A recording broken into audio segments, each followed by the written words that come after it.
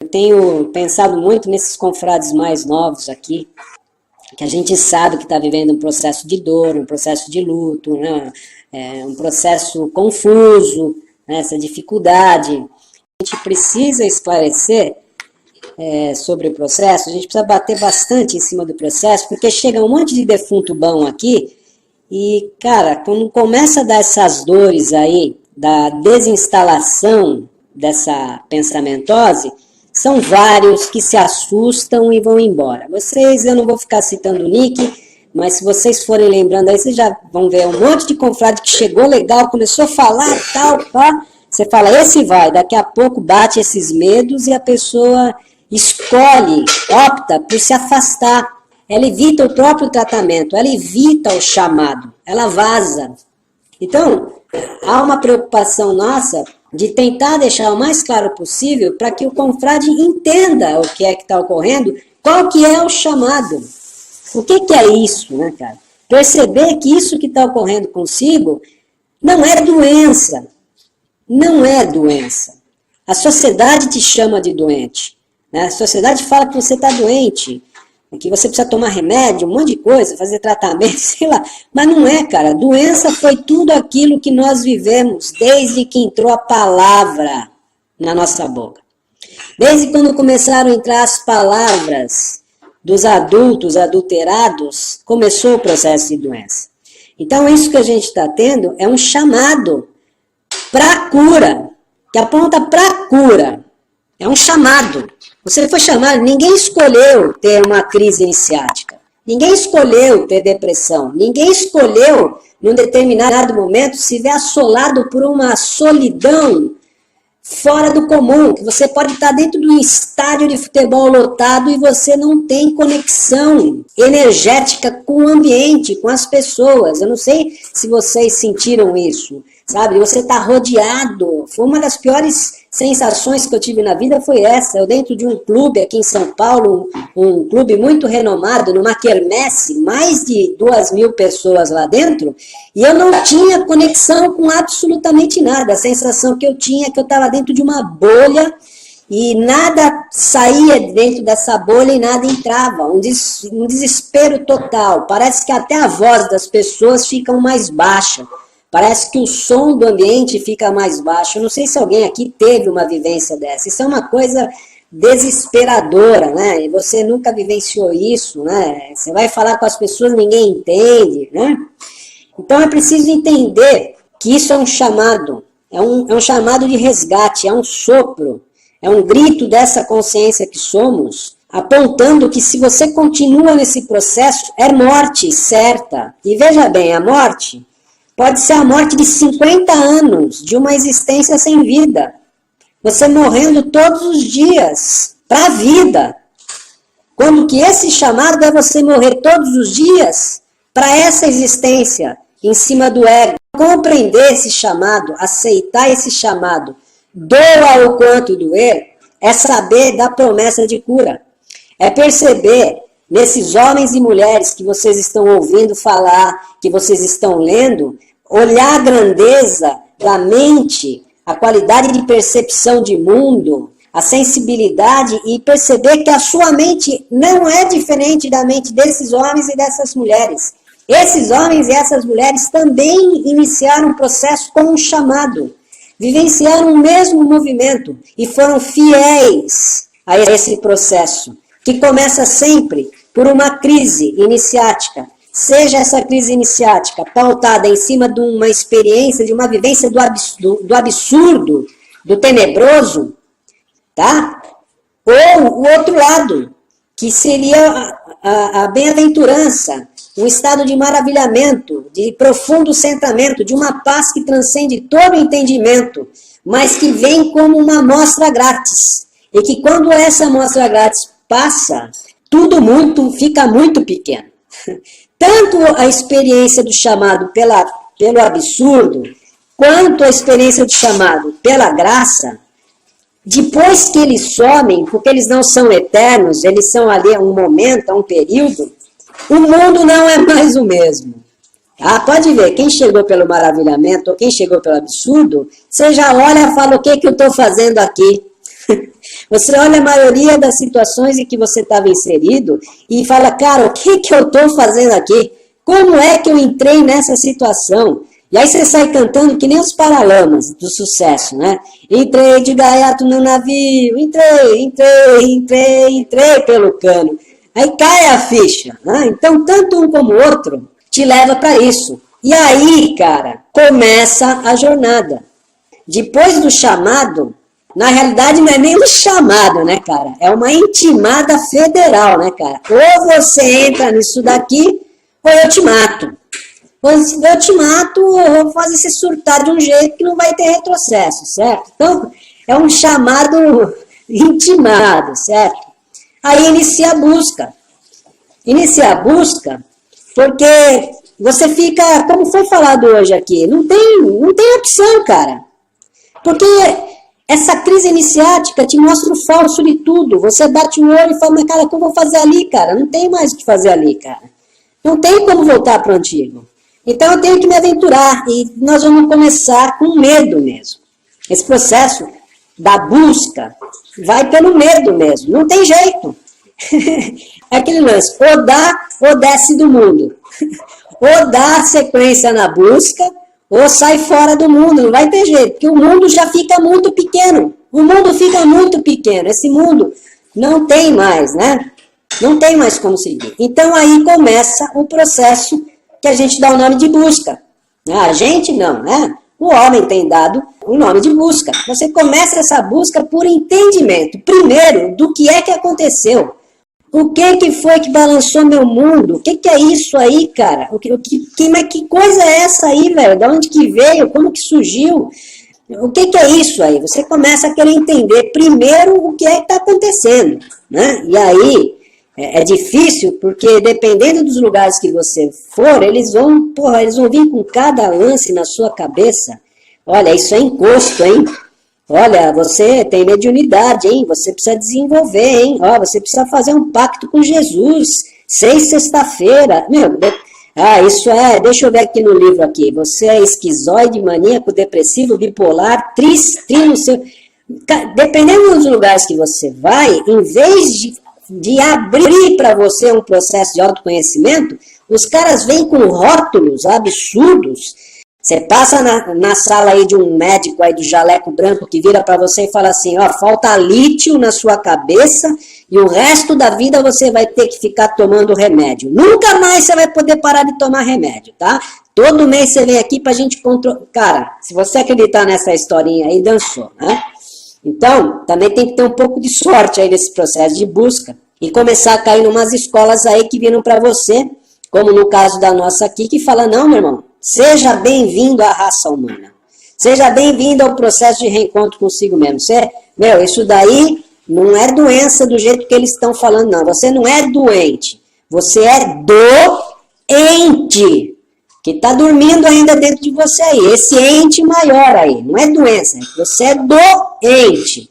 Esse ente maior que ainda está em estado de semente aí dentro de você. Esse ente pode ser ciente, se você permitir esse processo de busca.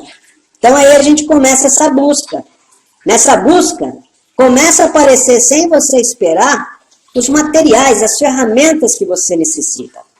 Os mestres vão chegando, as escolas iniciáticas vão se apresentando, os apoios necessários vão surgindo.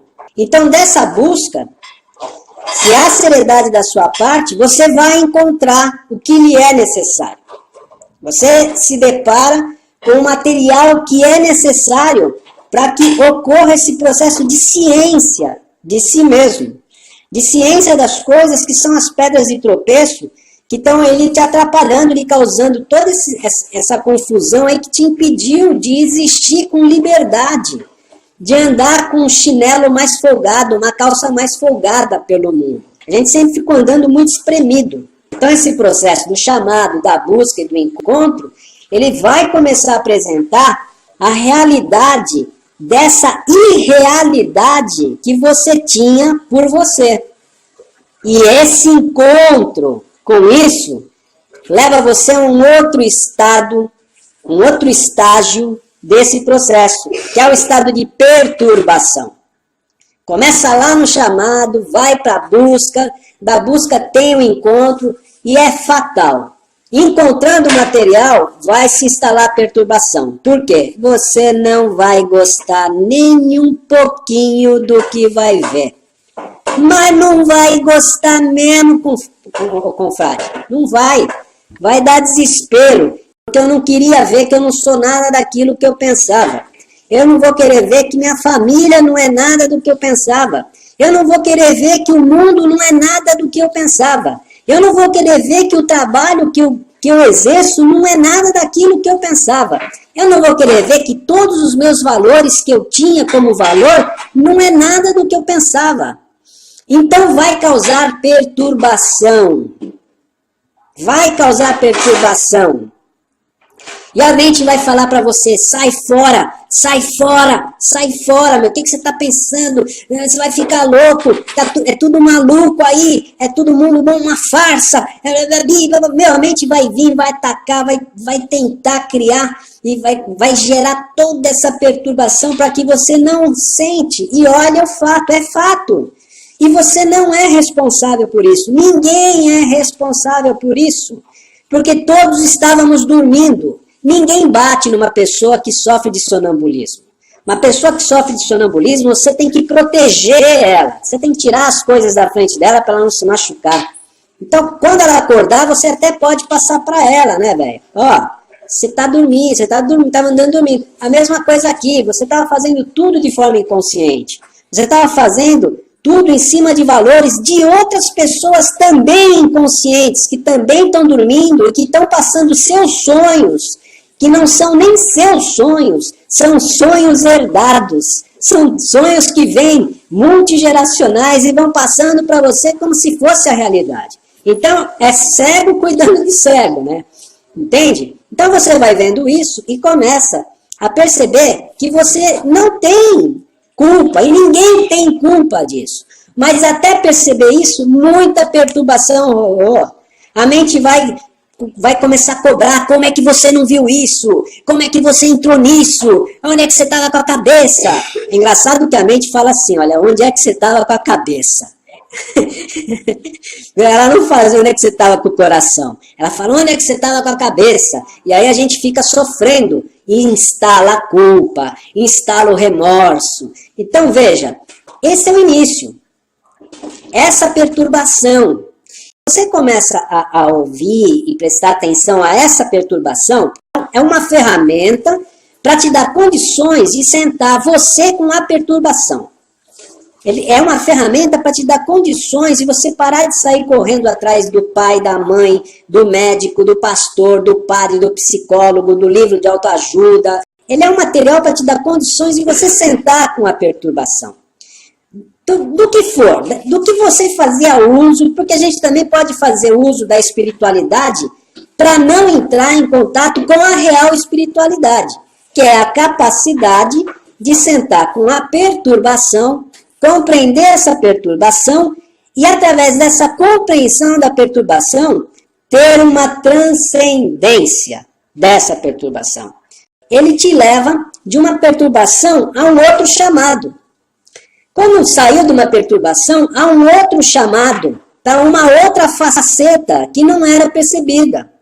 E aí começa de novo, busca para compreender esse novo chamado. Aí você encontra material que responde a essa busca. E nova perturbação. Porque aí você vai ter que olhar o que é que precisa sair da sua vida. Percebe? Então a gente fica um bom tempo dentro desse processo, chamado busca, encontro, perturbação. Chamado busca, encontro, perturbação. E a mente vai falar que não está acontecendo nada. Na realidade está ocorrendo uma retomada de consciência em cada chamado que é aceito, em cada busca que é aceita, em cada encontro que é aceito, em cada perturbação que é aceita, vai ocorrendo a reinstalação dessa consciência.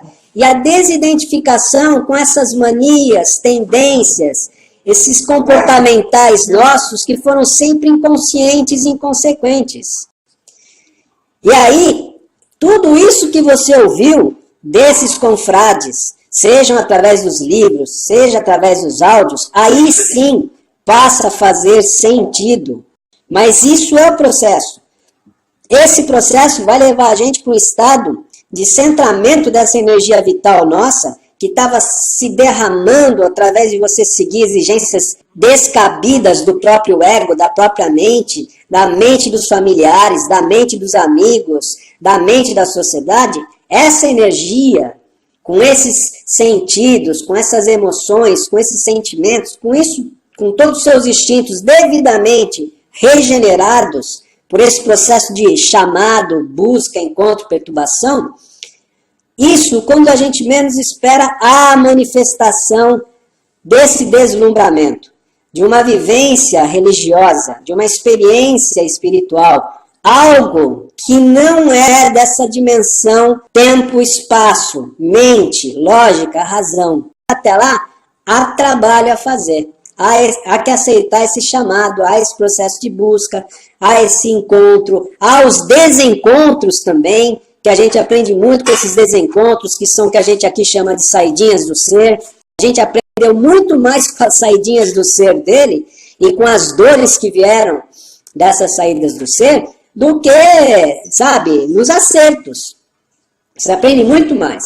E desse deslumbramento a gente vai encontrando repouso.